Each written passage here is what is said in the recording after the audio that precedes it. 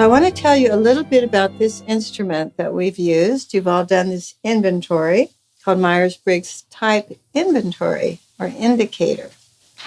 So what is it? Well, first of all, it's an inventory of your preferences. So we're not telling you who you are or what you're like. You answered a set of questions, and those are the responses that we get back to you. It is not a test. We will never know if you're psychotic, psychopathic, neurotic, depressed. It's not that kind of inventory. It's really an inventory that helps us understand your preferences. How are you the same as some people? How are you different? It's a wonderful way to report back to you in a useful way what you know about yourselves, but maybe you've not sorted it out before. And it's the best tool I know to understand each other. Now, in my training, we did lots and lots of different inventories and used lots of tools. I've used Myers-Briggs now for, 35 years in lots of cultures with hundreds, thousands of people, and I found it to be the most useful tool. So I want to just tell you to feel confident that your results are not going anywhere else. They're not going into anybody's computer, not into your health. You know, the HIPAA thing is all about who has the privilege of seeing your information. Well, this one doesn't go to anyone except to you. We use it here. If your report goes to someone of your choice, they would see it. But otherwise, it's private information. It's the most useful tool for understanding ourselves and others and in relationship to others. It helps us very much as we work together on teams. It helps us a lot in marriage and parenting. I can tell you some examples where people were literally saved in their relationships by this understanding. It helps us with leadership style. You know, leadership can be high quality, but a different style than we're used to. So it's helpful to understand that. It helps us understand teaching style and learning style. You are all teachers, you are all leaders, you are all mentors. So the more you know about how you go about teaching, the more you can accommodate to the people who are learning or who you are leading. And it helps us understand stress. Why does one person get stressed out by certain things and somebody else doesn't? I'd like to tell you the story of Joe. Now, Joe is a real person. I've changed his name, but he was a friend of my son, Michael, and he worked for Kodak up in Rochester, New York. When he was in college, he became a Christian, and some well-meaning person, an older man, said to him, now, you should become an engineer because if you're an engineer, you'll always be able to get a job. So Joe thought, okay, I'll become an engineer. So in a few years, he had gotten his education. He was married. He had a lovely wife. He had 2 little kids, and he was absolutely miserable. So at the time I came on the scene, I went to visit Michael, who was in school in Rochester, and he said, Mom, would you please talk to Joe? I am very, very worried about him. He's so depressed. So we invited him over, and I heard his story. And his depression was so bad, he said he would go to work, clock in, walk right on out through the factory to through the back door, sit down by the river, and think of throwing himself in the river. Now, there's a bank there about 50 feet down to the river. So this was serious stuff. He had a wonderful life, but he was really miserable. And he said, I just hate being an engineer. It's just not who I am. It doesn't match me.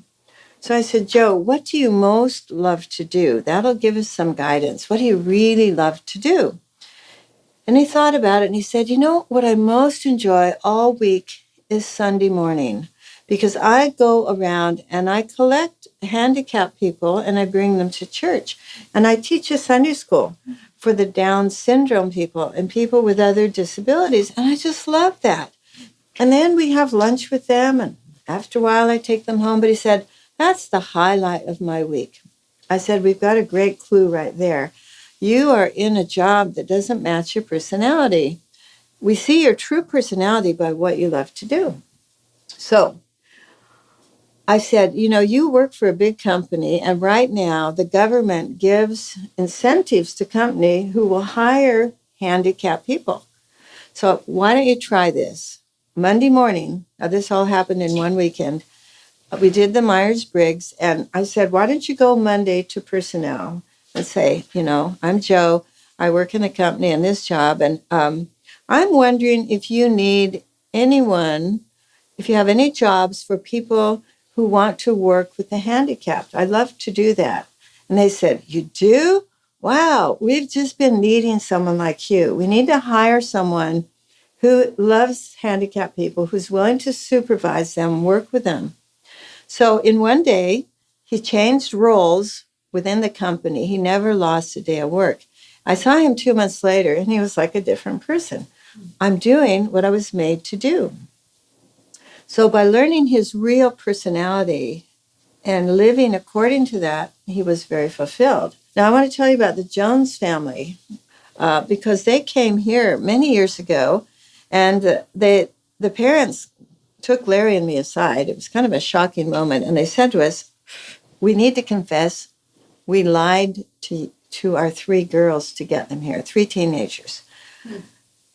We said, why did you feel the need to do that? And they said, well, if we told them where we were coming and why, we knew they'd run away.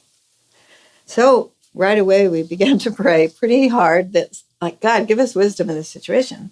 So here's what we discovered. We did the Myers-Briggs right away, and we discovered 2 parents who were of a same personality type, which in their case was pretty rigid, very strict.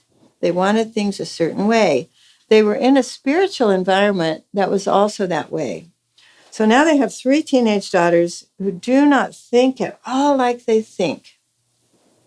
And the sad thing was, the only reference these parents had to try to figure out why are their girls different was rebellion. Well, they must be rebelling if they're not seeing it our way.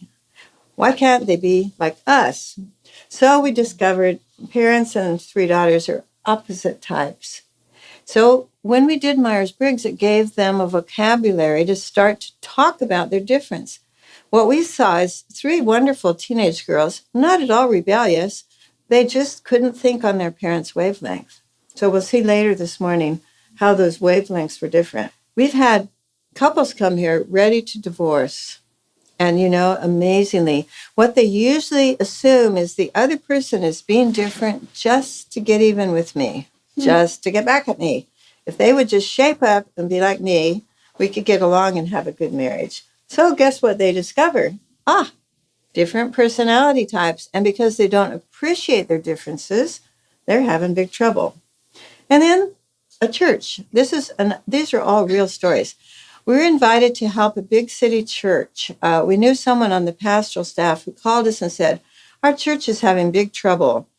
During the recession in the 90s, this inner city church had spent about $2 million to fix up their church campus. And then the recession hit, and people started sleeping in their cars and vans in the church parking lot because it was well lighted and they felt safe. Now the pastoral staff said, wow, isn't this wonderful? God is bringing people right to our door. Isn't it wonderful? And the deacon said, no way. It is not wonderful. These people are going to mess up our $2 million renovation. We got to get them out of here. And so they had these opposite points of view. Now, I'll tell you, when it really got stressful is when each group started saying to the other, well, if you were just more like Jesus, you would see it my way. So at this point, we were called in to help. And guess what we discovered? 9 people on the pastoral staff were all the same type, which happens to be very empathetic, very compassionate, most easily connects with people. And guess what? 14 elders, 12 were all the same type, opposite to the pastoral staff. So they just could not get on the same wavelength. The pastoral staff said, it's the people that are important. And the elders said, it's the place we have fixed up. We got to protect it. So it was our job to help them arrive at understanding and figure out what in the world to do. Because the pastor said, the place is for the people. And the elders said, no, the place is for God and we're stewards of it and we have to keep it clean and nice. So they had to work out solutions. Now, this happens in teams around the world. Opposite points of view that lead to conflict. Now, personality type is kind of like your fingerprints. We know they're all individual, but they also go according to a pattern. So if the FBI were after you and they were going to analyze, they would actually start by figuring out what pattern, and then they would go from there to find your individual prints. I like type study because it's the most helpful way to learn to love each other. It gives us understanding, why is someone different? Why do they value something different?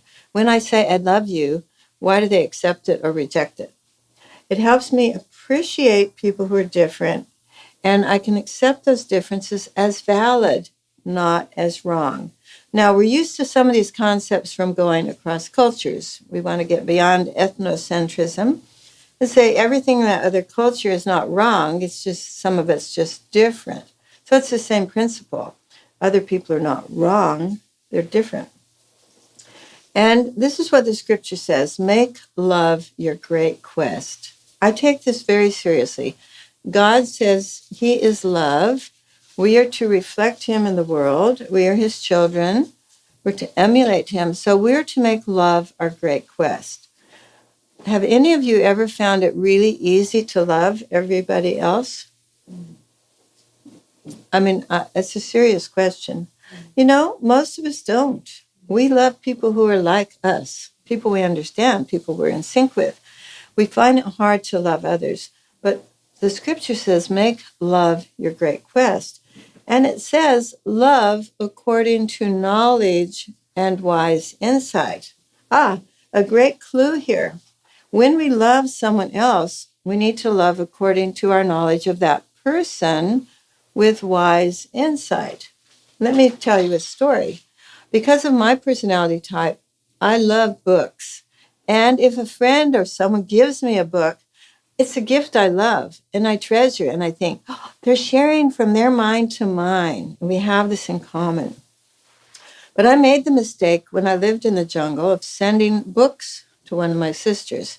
Now, to be fair about it, about 4 months before our furlough, when I'd been out of the States almost 5 years, she sent me Glamour magazine out there in the middle of the jungle. And it's like, what was the secret message I felt?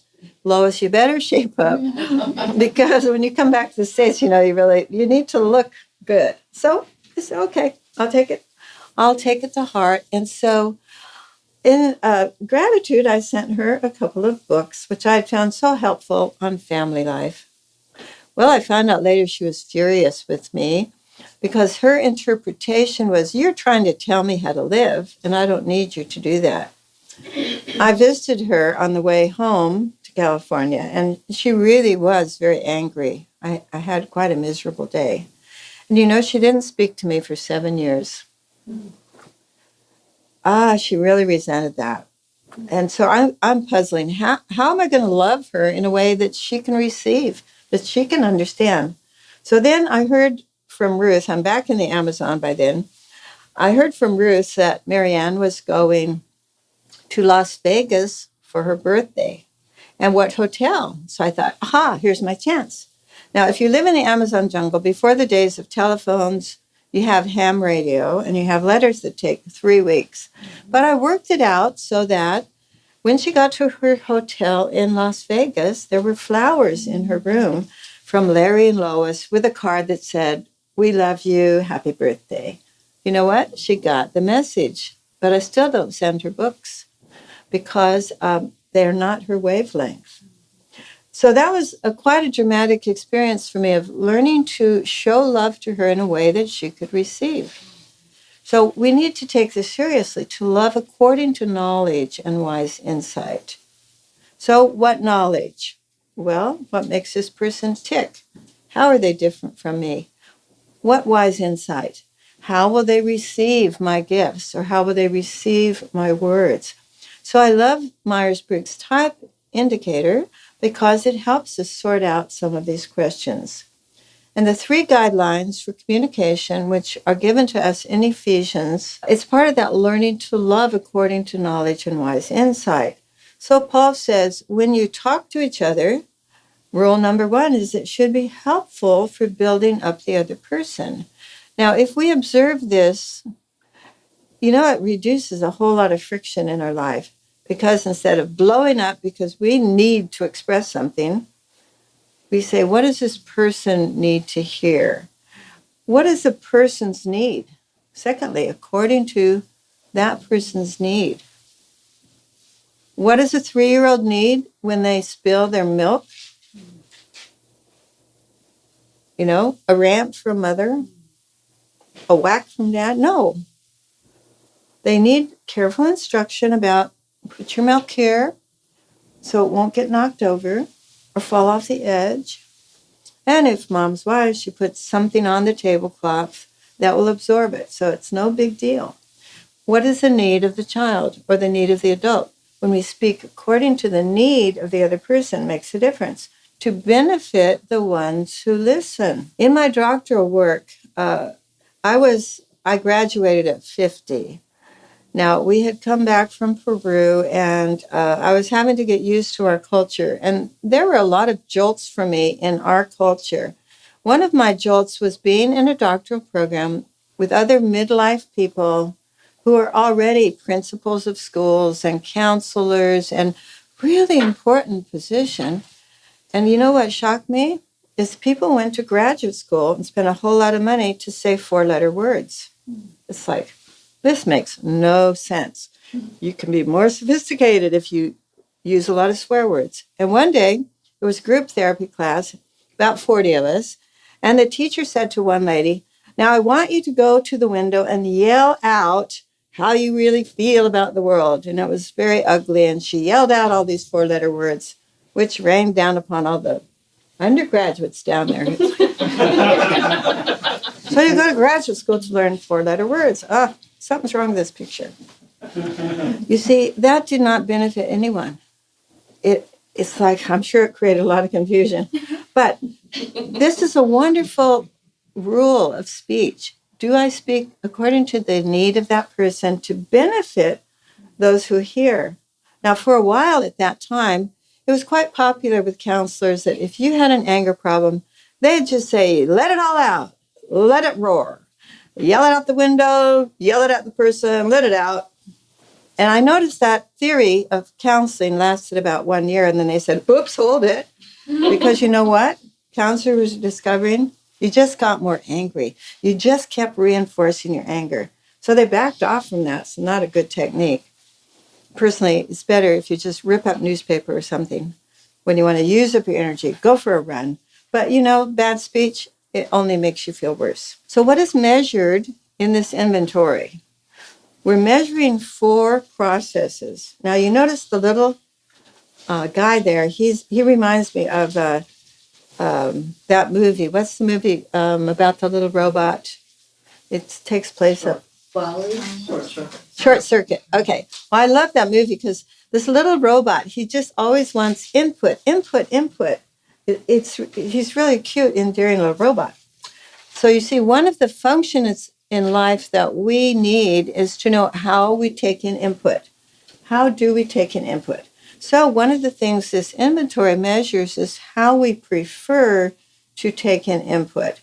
And then it measures our preference for what do we do. How do we make a judgment out of that? If in life you want to be effective, you have to know about these 2 things. You have to take in input accurately. You have to perceive accurately. And then you have to make a good decision based on what you perceived. So right now, you have all decided, and I'm so honored, that it's relevant to listen to me. And if we stop a minute, we realize there's visual input, we have lights, there's auditory input. We're all perceiving all the time, and you're making the decision or judgment to listen to me. But suppose right now there's a big explosion, these lights fall down, the microphone falls down. Would it be relevant to listen to me? No. You see, the change in input, the change in perceptions, different data coming in, your judgment would kick in and said, let's get out of this place. I don't know if it's an earthquake or a bomb. Maybe it's because they have to pay $88 extra a year at Heartstream for insurance because of terrorism.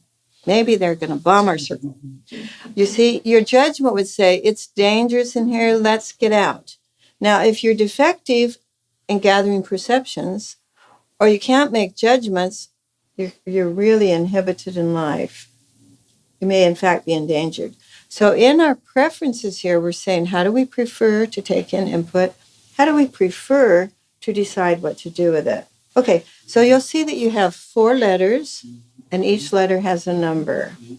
The letters represent a process. So take a minute to look at your score and then turn to page 8 in your booklet, and you'll see a graph or a chart that looks like this one on the screen. So let's look now at page 8, or up here on the screen. You'll see 4 lines. Now each line represents what we call a continuum. There's a 0 in the middle, and the numbers go higher as it goes outward. So we're going to look at 4 processes, which are where your 4 letters come from. The first one is your preferred world. How do you prefer to relate to the world? And secondarily, how do you get re-energized? So for some of us, our preferred world is the outer world, the external world, people, places, things outside of ourselves. Now, we know that in our North American culture, about 75% of people have this preference. So real life for the extrovert is happening out here, outside the self. And we'll see in detail what that represents in a few minutes. Now, some of us, about 25%, find that the real world is the inner world. So we're oriented to the inner world of ideas. So the stronger your score on I or E, it means the stronger your preference is for that world, your favorite world, out here with people or in here. So the I stands for internal. Now, if our preference is the internal world, and it's a very, very strong preference, we may not even have much awareness of people because real life is happening in here. Now, can you imagine that leads to any disappointments in our relationship or any confusion or any conflicts when some people are oriented out here and they know everything about out here, and some people are in here and they don't know anything about out here. And the out here person doesn't know the in here. So you see, it's one of those sources of distress in our relationships. Now, the second one is our preferred way of gathering perceptions. Now, we all have all 8 of these as ingredients in our personality. We all have some of each, but we develop a preference for one or the other. So some of us prefer to gather perceptions through our 5 senses. If that's your preference and you answered accurately, you would get an S in your score. What are your 5 senses? What are your 5 senses? Hearing.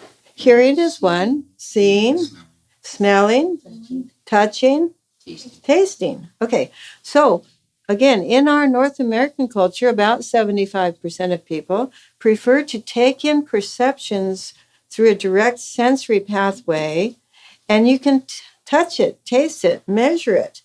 You can do quantitative research with it. And so when we look at statistics, most of them come out of sensing perspectives. A sensing person takes in what's obvious. Again, you can measure it, you can see it, you can define it, you can describe it. And the orientation it brings in our personality is we're more hands-on. We like what's practical. If I can see it, I can do it. Can you think of a disciple who might have been a sensing person? Thomas, what did he say? Let me see the nail prints. Let me feel that. See, he was a sensing person. He wanted to see it, touch it, measure it. Now, about 25% of people in North American culture are intuitive. Intuitive is another way of perceiving. We call it a sixth sense. So some of us prefer taking in our perceptions in kind of a mysterious way. It's a big picture way.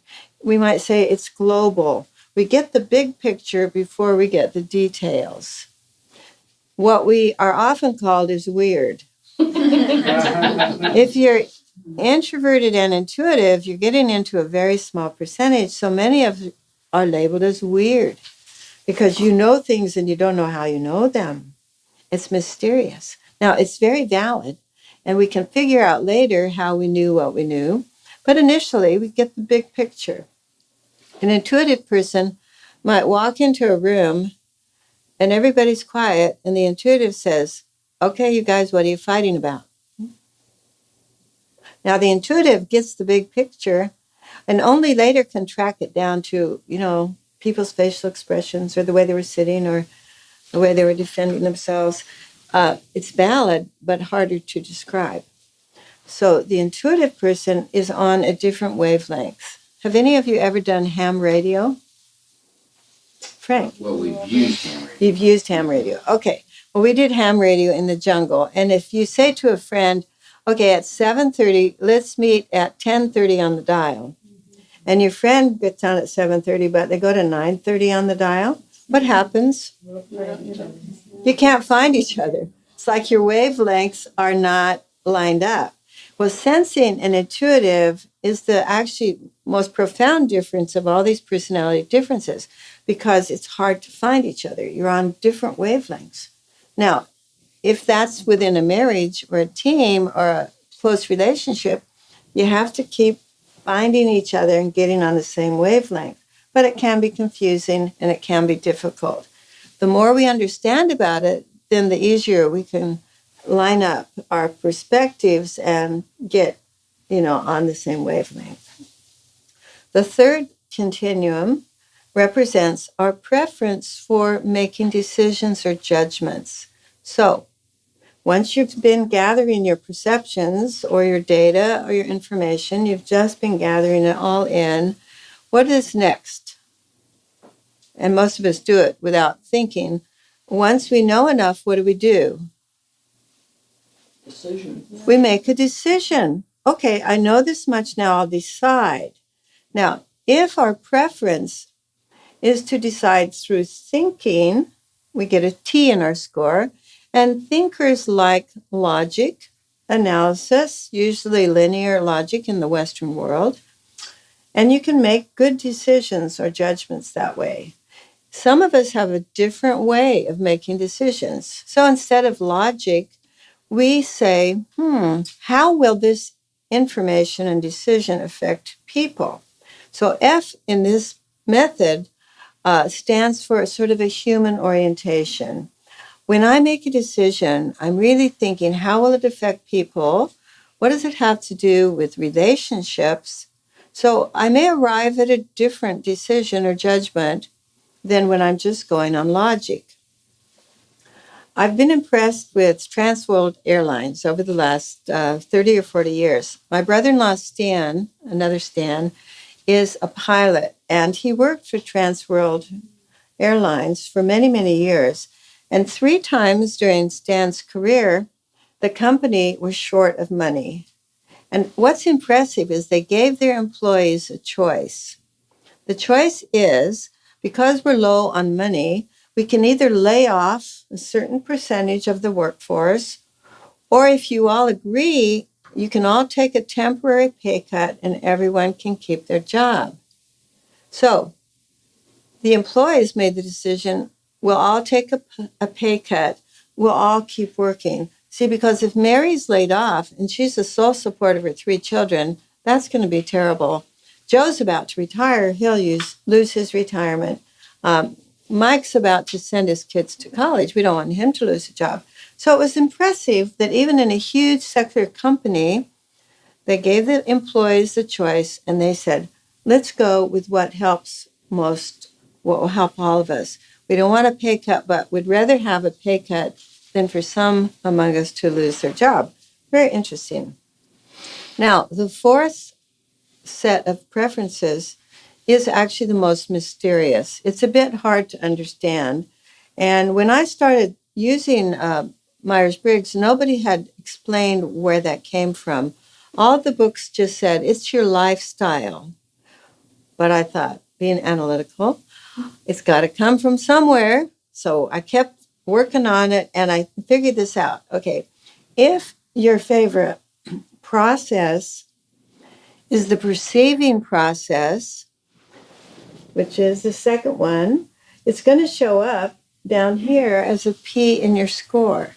So if what you love most in life is the process of taking in, of perceiving, you want to let life keep coming, let life keep happening, keep gathering information, keep gathering in perceptions. The joy of life is going with the flow of it. Now, some of us prefer a different process. So if you prefer the third process, what you really want to do is get on with making decisions once you know a certain amount. Your favorite process is making decisions or judgments, and that shows up in your score as a J. Now, it is reflected in lifestyle, which is why it was named this to begin with. So if you prefer making decisions, what other people see in your life is that you want structure. You want things to be decided. You like decisions to be made. You don't like loose ends. You don't like things hanging over your head. You want to get on with it in an orderly, structured way. Now, if your preference for the process of perceiving is there, what other people see in your lifestyle is you're really laid back. You love to go with the flow.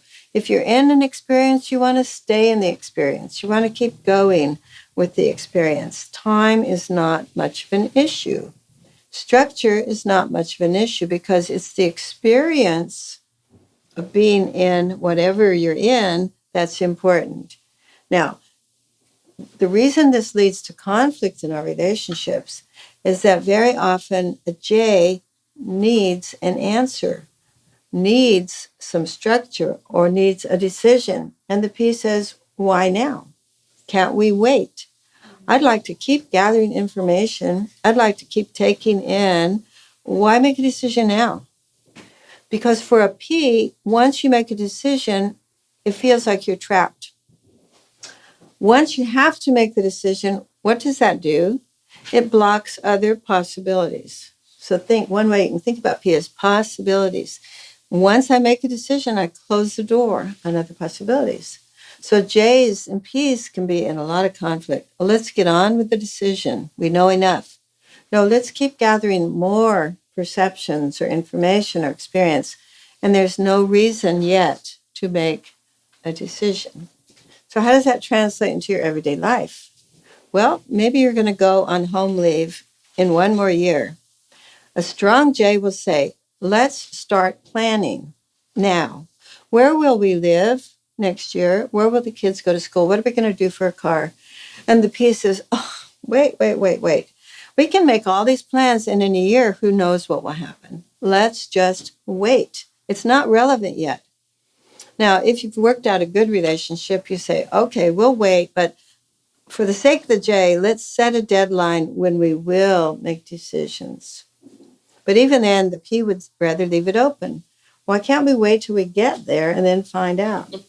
Now, you'll recognize that even whole cultures can be J or P. Do you have any question at this point about the meaning of these letters in your score or these preferences? Yes, Vivian? I have a letter N. What does that mean? Intuitive. Yeah, because we use up I to say introvert, then for intuitive, we put the N, okay? The strength of your score, the higher the number means the stronger your preference, okay? Any other question about these basic meanings? What was Jesus? Well, surely he must have been like me. Isn't that what we'd all love to think? But, that's one of the questions everybody loves to ponder, and I've pondered it. And when I go to the scriptures, you know what? I find out Jesus has got all of these ingredients in his personality. So it's a bit hard sometimes because you know what? He acted like an intuitive feeler most of the time. He acted like an introvert when he went away in solitude. But then was with all those people, we could see extroverted behaviors. And with hard-nosed, self-righteous people, his thinking came out, and he said, "You're whitewashed sepulchres. You're hypocrites." A question, Vivian? So does it mean that you're a more balanced person if you're closer to the zeros? Your lower score is actually more balanced? That's a very good question, and it doesn't necessarily mean that. Now, again, if we look at the big picture, we all have the capacity for all of these. I happen to believe personally that type is genetic. I think we're born with it, but because various things can influence it, our score is not always a good indicator. Let's suppose you're a very extroverted child and you're born to two parents who are very quiet introverts. Whether they receive you as a little extrovert or not is going to influence your freedom to be an extrovert. If they say to you, motor mouth, can't you ever be quiet? Will you please go away and stop talking? You won't feel very comfortable about your natural type. Or if you are a very introverted child born to extroverted, sociable parents, they may say things like, "What is wrong with you? Put that book down and go out and play." See, so our family of origin can receive us and help us be who we are, or they can squelch us. Then when we get into adult life, our jobs may squelch us, like happened to Joe, who just couldn't be himself in that job as an engineer. And then the third thing is that around midlife, we learn to draw on the other side of our preference. So that affects our scores. So the score itself, you have to test, is it accurate? But it's not surprising that at midlife, as we mature, let's say if we're a super strong J, usually that J score comes lower because we're learning there's value in being a go with the flow person. So you have to kind of sort out, have you been free to be who you are? In what ways are you changing? Now, especially when we think of Jesus, the more you can draw on all these, I'll call them ingredients in your personality, the more it's like you have a greater vocabulary. Or you're a musician, so I'll say, what is your favorite genre of music? Russian romantic. Russian romantic. Wow, I love that. Do you know any other kinds of music? Oh, yes. Can you play other kinds of music? So your repertoire has probably increased way beyond your favorites, right? Yeah. Well, it's this way in our human relationships. You see, our repertoire of behaviors can get bigger.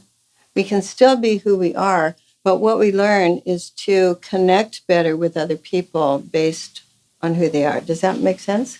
So I like this idea of repertoire. So Jesus had a pretty big repertoire of behaviors because he knew people's hearts and he could see them and their motives. And so he would respond to them according to what was needed. So again, the strength of your score means how often you choose that preference. So the number is showing slight preference, strong preference, and so on. Now here's the personality percentages in North American culture. These are also in your book. But if you'll notice that upper right-hand quadrant, wherever you have a combination of introversion and intuitive, please notice that those types of personalities are 1% in the population. Now, the reality that this means is, as a child, if you're in one of those four categories, combining introvert and intuitive, you may go a long, long time before you meet anyone like you. So you decide that how you are is weird. Other people tell you that you're weird. And it may not be till high school or college that you find other people like yourself. Now, we do know that this kind of person gravitates through self-selection to higher education. So the higher in education you go, the more you find people like yourself. And we'll see some of the characteristics of why that's true. If you're extroverted, there are many more people like you, any type that you are, whether it's intuitive or sensing. If you're introverted and sensing, you're still in a fairly small population, but at 5 or 6% instead of 1%. Now, process number 1, we said, is the way we prefer the world. So let's see a little bit more about that.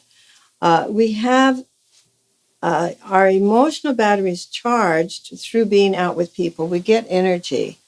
The introvert needs to go internal, have quiet, maybe even solitude, to be alone to think in order to get re-energized. Extroverts like to act, and they're responding quickly. Introverts respond more slowly and want time to reflect. So in our relationships, if we don't understand this difference, extroverts can think introverts don't hear. Are you deaf? Why don't you respond to me? Give me some reaction. And introverts can feel very intruded upon by extroverts who just bound in and expect something to be done and expect to be heard right now. So these are some practical differences. Extroverts tend to act first, quick responses, then later they think about it. Introverts want to be careful and think first and then act later. Extroverts share themselves and their thoughts freely. You don't usually have doubt about what the extrovert's thinking. Usually no doubt. The stronger extrovert they are, the less doubt we have about what they're thinking. Now, what they really mean is a different story, but we can hear what they say. Introverts we actually guard our thoughts till we're sure we have them right, and then we might share them in a quiet little voice. So extroverts extend into the world, that EX, external, extrovert, extending into the world. So the self goes out. The introvert literally defends against the world because I have my private world in here, please. Remember, I'm in this world of ideas, and so the introvert can feel intruded upon. We need to understand this difference because it can lead to conflict and misunderstanding. Extroverts want to hear what they think by talking about it. And they often hear from other people, I tried all day to get a hold of you. Your phone was always busy. Or you must have been out running around with somebody else. Introverts get the message, hey, are you in there? Hey, are you really there? Can you hear me now? Because they're locked into their internal world. They may seem unavailable, but for a different reason. Extroverts enjoy working in groups. Now, you can see an immediate response when you say, as a teacher or a leader, would you get together in groups of 5 and answer this question? And all the extroverts say, yay, wow, we get a chance to talk. And introverts groan out loud sometimes, like, oh no, couldn't I just do this by myself? I'd rather do it alone, thank you. In fact, I can do it much faster than when we're all trying to do it together. So Mare, who put this slide together originally, she got these posters from despair.com, and they're all parodies. They're all parodies of these ones we see around in corporate buildings. So meetings, none of us is as dumb as all of us. Obviously, an introvert's cynical take on what happens when you all try to work together. Okay, now extroverts develop ideas and learn what they think by discussing it, which is why they like to work together. We'll pool all our thoughts in our talking and we'll figure it out. Introverts do that internally through working with their own ideas. Extroverts seek variety because remember, they're connected to the outer world more than the inner world. Introverts seek quiet in order to concentrate, what we call head work. The introvert goes inward, does a lot of head work. And we have to be sensitive to that if we're extroverts, so we don't intrude. It's funny, in our family, Larry and I and 2 of our children are introverts. Our youngest son is an extrovert, and then our son-in-law is like a double extrovert. So it's interesting when Steve came into the family because he was just so used to this world of out here that, he brought a lot of life into our family, but he would just bound in and say things. And sometimes the rest of us would have to kind of do a double take. What did you just say? Because we're all in our inner world and we have to get out of it before we can really process what the extrovert is wanting to share. Extroverts prefer to talk face-to-face. Now, it has relevance on your teams and in your work. Who uses the telephone and the voicemail most? The extroverts. They would rather go out of the cubicle, go down to yours and talk face-to-face, or at least call you up and talk on the phone or leave a voicemail. Why do you suppose introverts prefer a different route? Introverts want to think it out and even write it out so they can see it before they send it off. So they will prefer to use a written message, which can be edited in the process. And so the kind of communication you experience.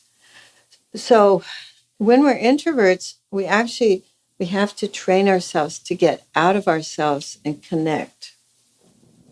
Extroverts find interruptions stimulating. Something new in the environment. Variety here. Introverts, because again, they're in their head, that inner world, they usually find interruptions distracting. I have found this very challenging. And as I've studied the life of Jesus, here is what I've noticed. Jesus did most of his miracles when he was interrupted. Isn't that fascinating? When you study his life, it's like he's got one agenda in mind. He's interrupted and he does a miracle. So this has been challenging for me because personally, my natural reaction is I don't like interruptions. Once I have my agenda and my inner work is going on, so I've had to learn, and you learn it fast as a mother, that you need to be interruptible. You need to be approachable. And I think my most powerful lesson came when Michael was about 2 years old. I was reading the newspaper, and in those days they were bigger, so it's like here. And all of a sudden a little fist came right through the newspaper. Oh. And then I realized, oh yeah, I have been hearing this little voice, Mommy, Mommy, Mommy. Pow. And, it actually scared me because I thought, my goodness, I'm in my head. And that is really dangerous when you have little children. It actually scared me. And I said, man, I'm going to stop reading. If I am so concentrated on my inner world that I ignore my children, that is super dangerous, not to speak of unloving. So I made a pledge to myself.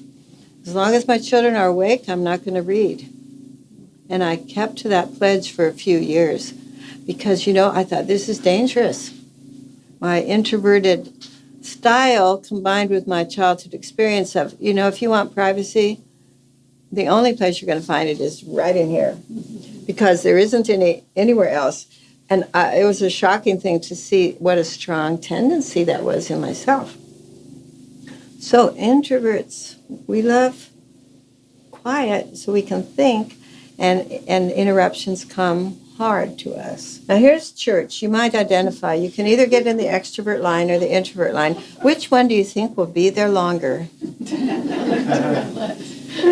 Well, probably the extrovert line. And the families that go home last usually are in that line because the introverts want to just shake hands, say a few words, and they're out of there. So it's kind of fun even to think how our response to a sermon varies by type. This lady is so introverted. She's on an island, only one person, and she says she needs time alone. That's amazing.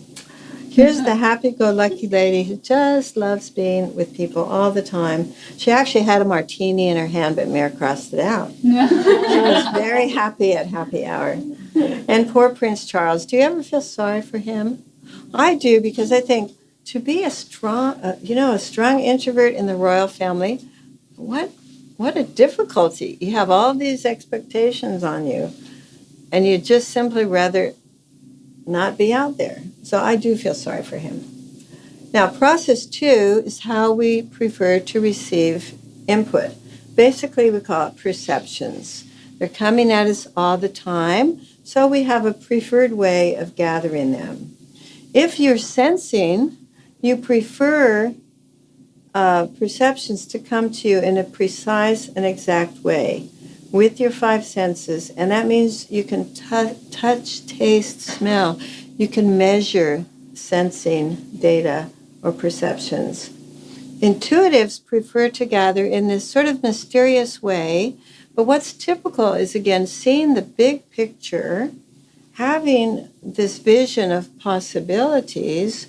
So real life isn't so much about what is actual and real as it is possibilities. So the intuitive mind loves imagination, loves possibilities. And if that's combined with introvert, you can be so lost in your imagination, you can miss real life. Ever know anyone like that? That's when people say, hey, are you there? Are you really in there? Come out and talk to me. So the combination of these preferences lead to certain behaviors and certain perspectives. Sensing people see the trees. Intuitives see the forest first, then they count the trees. Sensing people let experience be their guide. This is what we've done in the past. This is what we've learned, so we carry on from there. Intuitives say, let imagination be our guide. What could be? Now, obviously, if we think of science and innovation, intuitives are likely the ones that say, sure, we have a mousetrap, but can't we build a better one? Innovation ideas, very enchanting to the intuitive mind. Sensing persons want to communicate facts step by step. Here's what's relevant. Intuitives want to appreciate the context. And I notice in my own life, sometimes someone starts telling me facts and details, and I actually say, oops, could you stop a minute and tell me what we're talking about? What is the context? I can't figure out where to put the details until I know the context.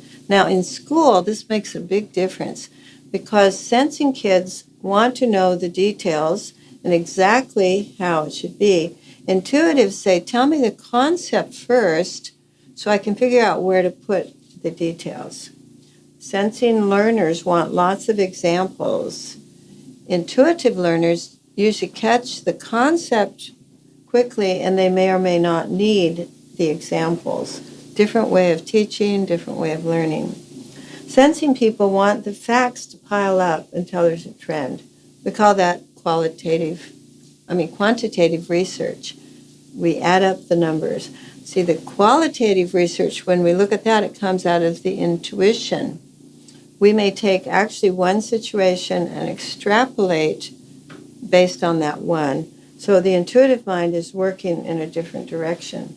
Okay, if you are a sensing person, you actually are more in touch with present reality. So sensors by nature tend to be more connected to right now. They live in the present, but they also do attend to the past more for other reasons. When we're intuitives, the danger is we live in the future because, the present may be boring to an intuitive, so living in the future, your imagination, your possibilities will be more attractive. So it's just helpful to see that difference. The sensor likes predictability.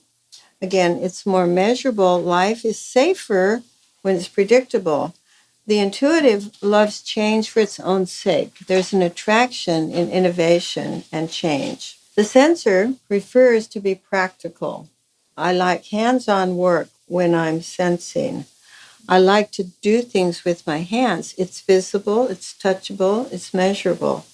The intuitive usually prefers work that is actually innovative and imaginative. So if we have a task to do and we need to do it 100 times, the sensing person is actually best at repeating that process over and over and not minding it. If you're intuitive and you have to do 100 times, by the third time you're saying to yourself, there's a better way and there's a faster way, and what shortcuts can I take? Because it's boring to just do it over and over. Now, again, that has implications in our daily life and in the way we carry out tasks. Even in cooking, a sensing person wants to follow the recipe. So in our stream, that's been problematical because in the early years, I did a lot of the cooking. And then people would say to me, well, how do you want me to cook that? And I would jot it down.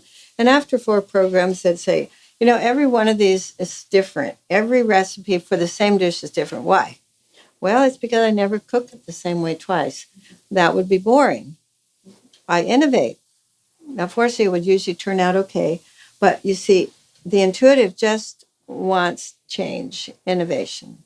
Skills that are well learned, the sensing person loves to keep applying them. They're useful skills, they're helpful, they're reliable. The intuitive would rather learn something new than do something that's already mastered. Now, if you're an intuitive thinker, that's especially true because mastering something new is much more appealing than doing what you already know. Now, here's one thing we find with people in ministry. You can have what we call killer skills. Do you have any killer skills? Those are things that you are really good at, but if you keep doing them, they kill you because they don't fit your personality, don't fit your inner motivations. I realized as a young person, I learned a lot of killer skills. But I suppose in my 30s, I realized if I keep doing these same skills, yeah, I'm good at it, but it doesn't match myself. I need to figure out what is going to match who I really am. Sensors prefer to follow an agenda. So in a meeting, this is helpful. Sensing people usually go with the agenda. Intuitives are much more willing to depart from the agenda and look at something they think is relevant or even novel, a new idea. So it's helpful as we're leaders to see these differences. And even if we're in a meeting and we're not the leader, to say, why does one person love to depart from the agenda and why is one comfortable with it? Sensors proceed step by step. They like to go according to a plan. It's predictable. You know what the outcome will be. An intuitive person likes to proceed in bursts of energy, bursts of inspiration. How does that relate to your homework if you're a student? Well, the sensing person usually gets with it in a sensible, logical, step-by-step way. And the intuitive, especially if that's combined with perceiving, will get really brilliant and inspired at the moment when it's relevant. Quite a difference. Sensing people see difficulties as problems. Intuitives see trouble or problems as opportunities, like people parking in the church parking lot, an opportunity. For the sensing elders, it was a problem to be fixed. Quite a different orientation. So here's Christmas morning when you're putting together the new tricycle. A sensing person actually reads directions. Can you imagine? Reading directions step by step. Why does not an intuitive do that? Why do intuitives not read directions? It takes too much time. Oh, it might take too much time. What else? They think they know how to do it. They think instinctively they can just do it. What else? They perceive how it's supposed to, the finished product. So They imagine the finished product and they figure they can just do it. Now, in truth, intuitives tend to see step-by-step directions as boring. I'll give you an example. When Mare was with us, she bought me a rice cooker for Christmas. So I said to her, okay, Mare, she's very strong sensing. I said, would you read the directions and then just tell me how to do it? It's boring for me to read the directions. So she reads all the directions. She tells me, and we decide to cook rice. Now, we did it just the way she told me. But I noticed when the rice started to boil, up through that little hole on top, there's these blurbs of sticky liquid. So, in my usual way, I just lifted the lid, poured in a little oil, stirred it, and put it on, and all that blooping stopped. But Mare said, well, that's the end of it for me. You are on your own now. You didn't follow the directions, so don't expect me to fix anything if this thing doesn't work right.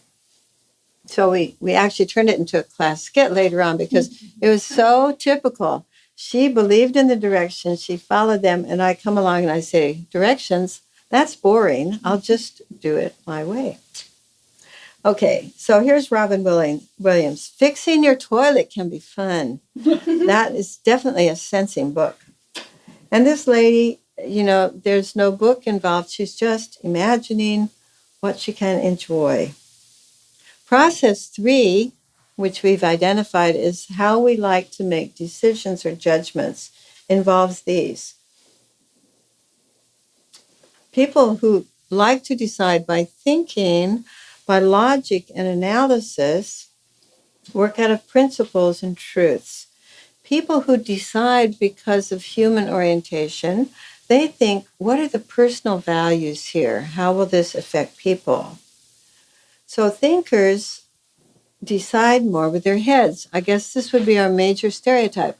Thinkers, we can see they're working out of their head, they're deciding. Feelers, we're all about heart. We will come to the same decision differently because we're saying, what is the impact about people? What about people? Now, in truth, if we can combine our perspectives and negotiate, we're going to get the best result. Both are important. Thinkers are concerned with underlying principles behind a decision. What will this mean in terms of future? How will this affect future decisions? What is the principle here? Feelers are concerned with the impact on people, again, right now, as well as in the future. How will it affect people? Thinkers want to be logical. They really value logic. Feelers value harmony. So the outcome of harmony is more important to the feeler than a decision based on logic. So again, this can create miscommunication. It can create conflict in our relationships if we don't understand this difference, because we tend to blame the person who's different as being inadequate or insufficient. Can't you be logical? Well, can't you look at people's needs? So again, the best thing is to bring our perspectives together and then figure out sort of a middle ground. Thinkers want to find truth, and they're influenced by objective reasoning. Now, you can divide denominations right straight down this line. Some denominations emphasize truth, and others say, what about the people? Let's not worry about the truth so much. These principles, what's important is, do people feel included? Do they feel welcome? So you actually can divide religions and denominations by this split.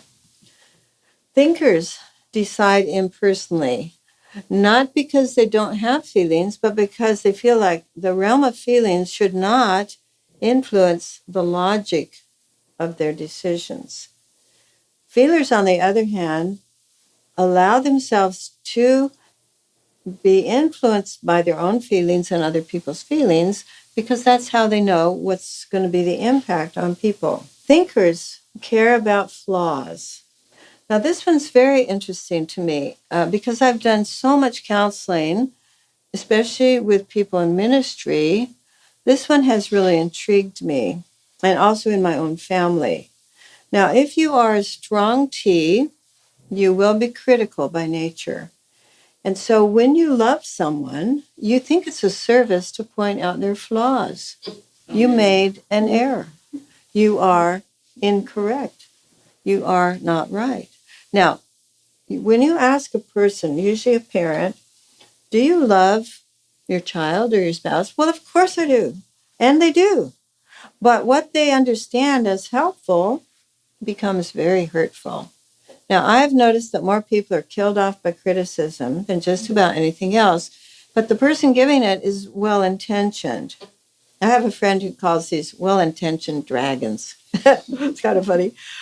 Because you see, if you only look at flaws in a person, you can always find some, and you want to correct them, and that's loving, except it doesn't feel like love to most of us. A person who's feeling-oriented will really not care so much to correct you, but they want to encourage you, affirm you, build you up. Now, these two perspectives make a big, big difference in parenting.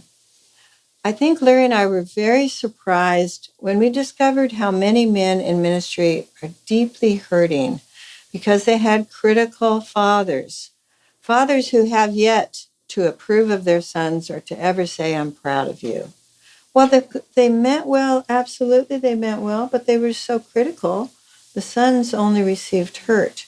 Now, critical parents hurt daughters too, but I think because of our culture and men's need to achieve, critical parents are really, really hurtful. And the sad thing is some critical parents actually become cruel parents. So if we're strong thinkers, this is one of those areas in life where we have to ask God to modify our behavior. So a strong thinker should become a coach or a mentor, the one who helps other people get it right, but with a methodology that builds them up. Now, feelers, we care so much about harmony that when there's conflict, we can't get our work done. Some of you might have noticed that. You have an argument, the thinker goes in his office, closes the door, gets his work done, and the feeler's in there feeling miserable because that lack of harmony is really disruptive to a person who has a feeling orientation. Thinkers care, they can do work without harmony. Feelers were really disrupted by lack of harmony. Thinkers are firm but fair. They value fairness because it represents adherence to certain logic and fairness, what they think is fairness. In our team a few years ago, we had a gentleman who's a very strong T, also very strong J, and he would really get upset because we didn't treat everyone equally. Now, Larry and I, as intuitives, and me as a feeler at this point in life, we said, people are different. Why should we treat them all the same? People's needs are different. We should accommodate to everyone's need. It doesn't mean we're unfair if one person has chocolate ice cream and one has vanilla pudding. That's not unfair. We're accommodating. But this person on our staff really had a struggle. You don't treat everyone the same, and that is not fair. So the intuitive, especially the intuitive feeler, will make lots of exceptions because everyone's different, accommodating to the needs of people. Thinkers are interested in data and things. Feelers are interested in the people. So again, we can get into conflict if we don't understand this difference and learn to talk across it. Thinkers expect the world to run on logical principles. Now, I'm just really curious. Have any of you discovered that the world runs on logic? No, but it's so disillusioning when we expect it to, and it doesn't. We expect it's logical that everybody in ministry is healthy and effective, and it's so disconcerting when we discover that's not true. In truth, when we look at research, most of life is based on people's feelings, their decisions based on feelings. So we want to actually take into account, how does a person feel? What will this do in terms of affecting a person? Again, if we can bring the two perspectives together, we have the most strength. Thinkers want recognition after a task is done because they care about doing it right. Feelers like appreciation throughout the process. So here's the guy who's clearly the thinker. He's got his monocle. He's really examining that picture. And this lady is a feeler. Mm-hmm. She really doesn't care about the technique or even if it's authentic. She cares about how she feels when she looks at that picture.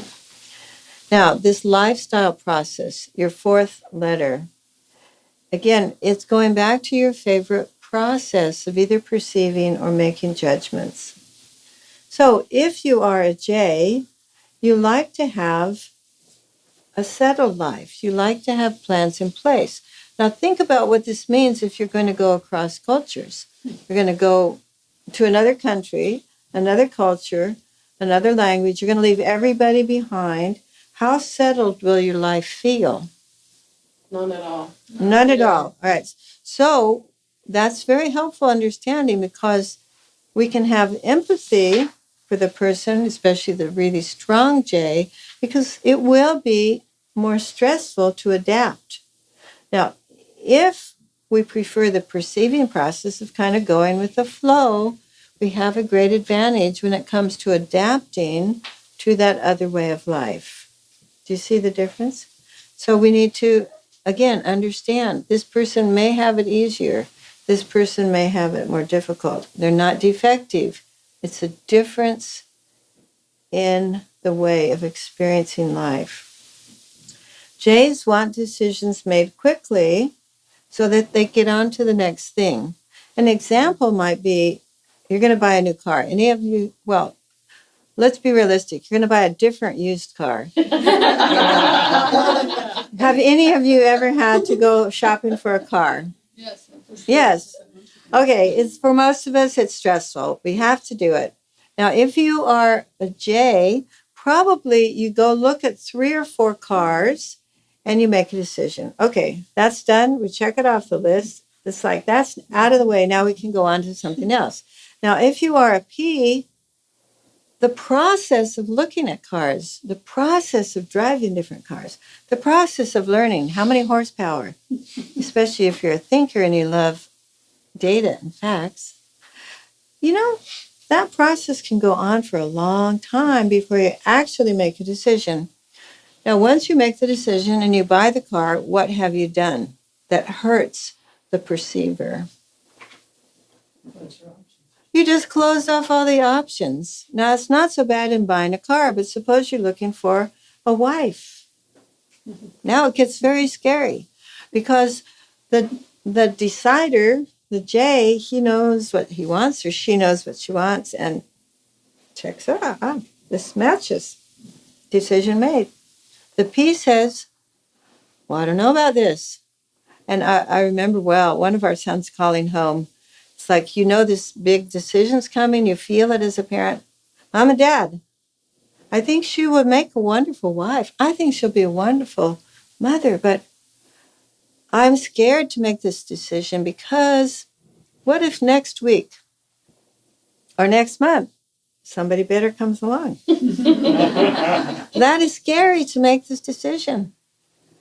And actually it can be quite frightening to the perceiver who knows there's this big decision, but once you make it, okay, in our circles we'll say this is a lifetime commitment. You better think carefully. You better be sure. And that's really hard for a perceiver. And when you have 2 perceivers in one relationship, it may be off again, on again, off again, on again, because now one's uncertain, now the other's uncertain. So it can be really hard to get to the decision.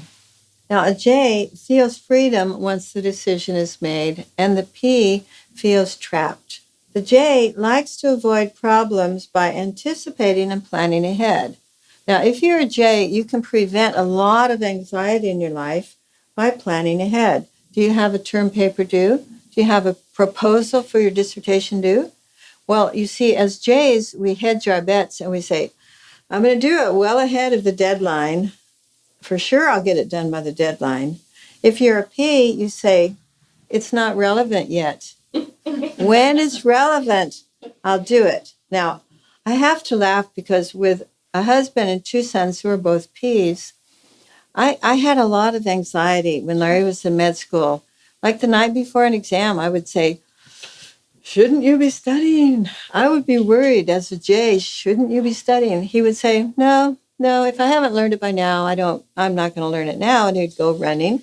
Or he'd make some origami star with 65 points. And I'm nervous. My J says, shouldn't you be studying? And you know what I discovered after, probably 5 semesters out of 8? It's like, Lois, stop worrying. He's going to pass. He's going to do really well. He knows that inner reality. And, you're wasting your energy, Lois, when you worry. And with my sons, the same thing. Straight A students. When did they write their term papers? Well, actually, sometimes the night before. When it was relevant, because it is due tomorrow. And they would do a great job. They just had a different sense of timing. So again, in a family, this can create a lot of distress, especially when we have high-stress lifestyles to start with. Shouldn't you be planning? No, it's not relevant yet. Now, again, if you have 2 Ps in one family and you have children, guess what starts to happen? Any of you experience that? Well, one parent's going to have to start acting like a J, designated driver. Everybody else is drunk, you got to drive. All right. 2 Ps in one family, you got to have a designated J because somebody has to get up and feed the babies. Somebody has to get the kids off to school. You see, so one person has to start acting like a J, which doesn't feel too good, and you can create resentment. But if you don't do that, you can have a lot of chaos. 2 J's in a family, well, they manage life so well that when they have a kid and have to change the routine, it's like, oh man, this is upheaval. Okay, J's don't like surprises because they have a plan. I mean, even if they never wrote it down, they have a plan in their head. You come along, you interrupt it. So if you're going to have a surprise birthday party for a friend who's a J, be sure you really know them well and can predict that will be a pleasant surprise. Now, if you're a P, you like surprises because you like interruptions which cause more excitement and spontaneity, and you go with the flow of new experience. So if people must attend to things that are interruptions, it's really great if you have some P's on your staff because they're the ones who won't mind the interruption. Now, if you're a J, you like checking items off your to-do list. Any of you like that? Now, I confess, this is a confession. I actually write things down after I've done them sometimes, just so I can check them off. I love that sense of accomplishment.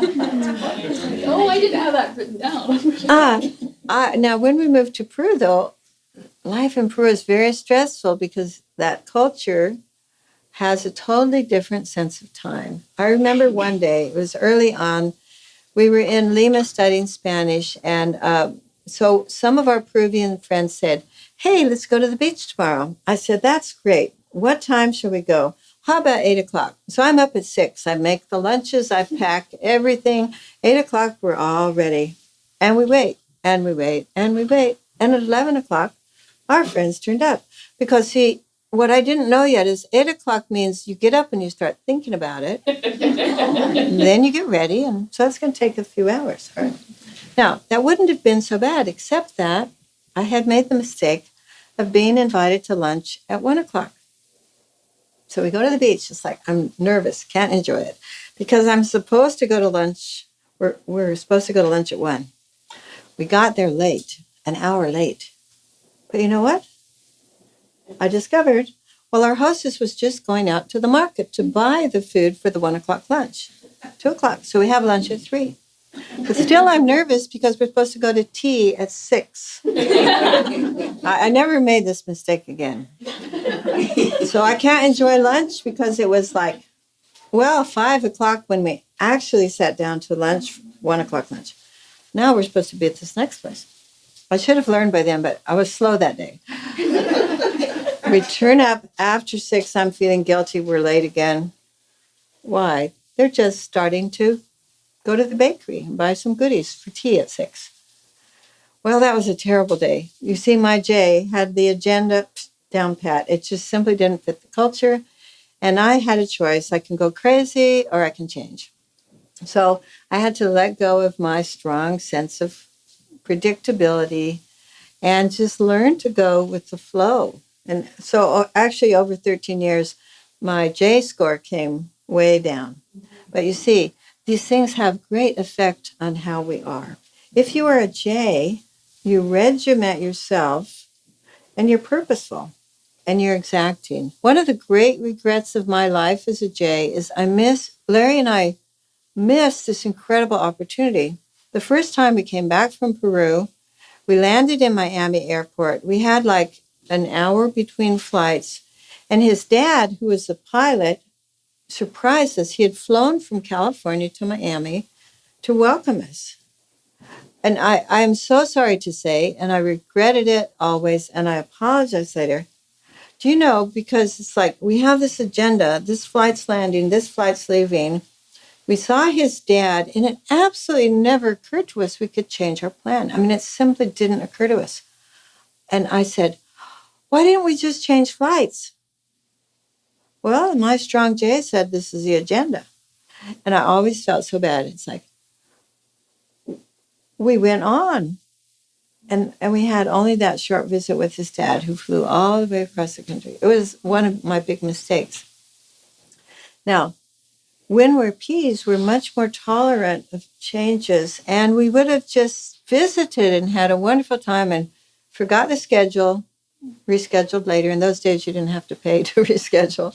But, you see that preference I have for getting decisions made and having predictability has interfered with some important life experiences. So in retrospect, I always wish I just forget the schedule, be with Archie. When we're Jays, we do our best when we have a plan and can work it out. It is upsetting to have it interrupted. When we're Ps, we do our best when we can work according to our inner timing of what is relevant. And many wonderful, fine, effective teachers are very go with the flow. And in the moment, they know what's relevant. Jays dislike side discussions in meetings. Ps don't mind it because, again, it's getting something new going, some new input, it's some new experience. Jays like to focus on completing tasks before the deadline, and Ps say, deadline? Oh, was there a deadline? When Larry and I started teaching in Latin America, we had graduate students in our Azusa classes, and we discovered something really interesting. Our American students would say, where's the syllabus and when is stuff due? I want to know when it's due.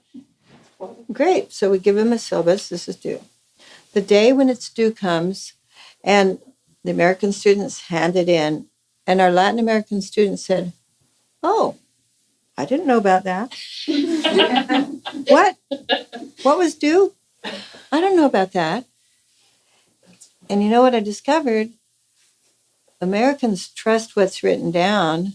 And in those days, our Latin American students, they didn't believe it unless they heard it. And they heard several times, this is relevant, this is due. So we had to correct our methods as teachers. It is written down for those who need to know it, but we're saying it now and we'll say it again because it's the verbal word that has power. This was a big cultural difference that we had to learn. So the Ps don't pay much attention to schedules. When things are relevant is when they're important. Okay, a J likes to schedule things. Again, to set dates, to make it specific. A P will leave it open, and the trouble we discover, sometimes we never get to it if we're Ps, especially if it's a social thing where we have to agree. A J believes that regular, steady effort pays off. A P believes that's not important because, again, at the moment it's relevant, the P kicks in and is effective. So this is another poster from despair.com. Procrastination. Would you read that for us, Kathy? Hard work often pays off after time, but laziness always pays off now. So this is what a J might say. Hard work always pays off. And Ps, in our culture at least, are often blamed for being procrastinators. And that's an unfair estimation because a P can be highly effective, get things done at the right time, but not according to a J's feelings. So this is, I think that's our Supreme Court Justice. Do you recognize her? Ruth Ginsburg? Yeah. And who's this guy? The king of P. Do you remember Mrs. Doubtfire? Oh. Robin Williams. Yeah. He's one of my favorite characters. So remember, though, these types never put people in boxes. So we've talked about the meaning of these 4 letters and of the strengths of your preferences. When we go on in the next lesson, we're going to look at how these interact for what we call a core type. What are the strongest preferences and their interaction that create kind of the core of our personality? It's truly fascinating. We're going to go on with that in the next lesson.